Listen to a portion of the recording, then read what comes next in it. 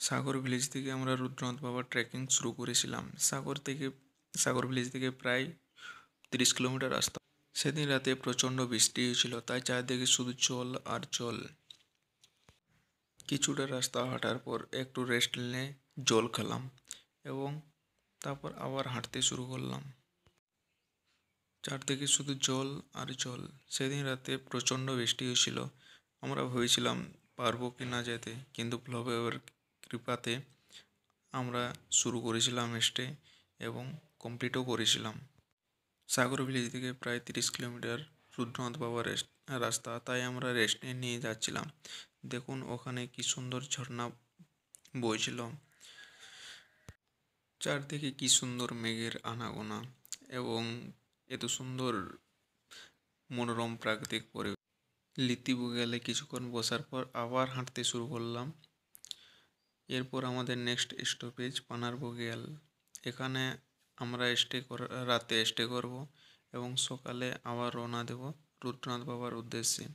ওখান থেকে প্রায় 15 কিলোমিটার রাস্তা রুদ্রনাথ বাবার ধাম। রাতে স্টে করার পর সকালে উঠে দেখলাম কি সুন্দর প্রাকৃতিক পরিবেশ, এত সুন্দর। মেঘটা প্রায় নিচে নেমে গেছে, পাহাড়ের কোলে ঘুরে বেড়াচ্ছে, চারদিকে মেঘের আনাগোনা। এত সুন্দর দেখুন এই মেঘটা কি সুন্দর উপরে উঠে যাচ্ছে। ভোলে বাবার কৃপাতে এত সুন্দর ভিউ দেখতে পাচ্ছি, নিজেকে মনে হচ্ছে আমরা মেঘের উপরে উঠে গেছি। মেঘটা আমাদের নিচে, আমরা মেঘের উপরে। এখানে কিছুক্ষণ ওয়েট করার পর আবার আমরা হাঁটতে শুরু করলাম রুদ্রনাথ বাবার উদ্দেশ্যে। যেতে যেতে কি সুন্দর প্রাকৃতিক পরিবেশ, অপরূপ ভিউ, মেঘের আনাগোনা। আর এখানে দেখুন মনে হচ্ছে আমি মেঘের উপরে ভেসে বেড়াচ্ছি, মেঘ আমার নিচে। তারপর এই যে দেখতে পাচ্ছেন চারদিকে এত সুন্দর ভিউ, এত সুন্দর পরিবেশ, শান্তশিষ্ট। তারপর আবার হাঁটতে শুরু করলাম।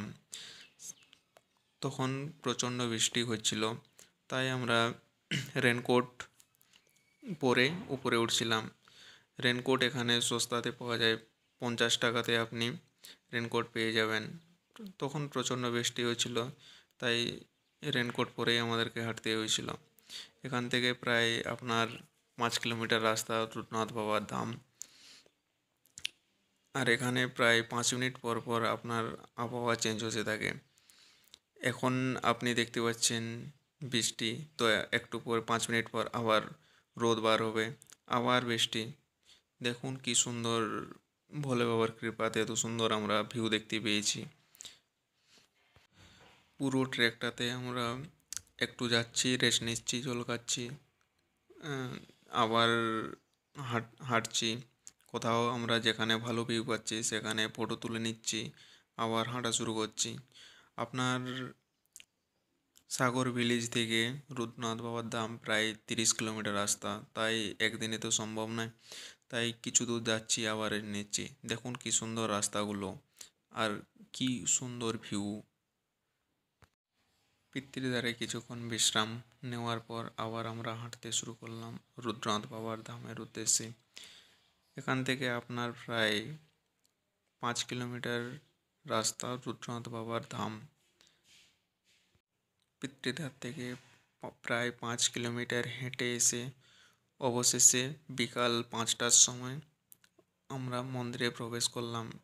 এখানে অনেকগুলো ঘন্টি আছে, সব ঘন্টিগুলো একবার করে বাজিয়ে নিলাম এবং সিঁড়ি বেয়ে উপরে উঠতে লাগলাম রুদ্রনাথ বাবার দর্শনের জন্য।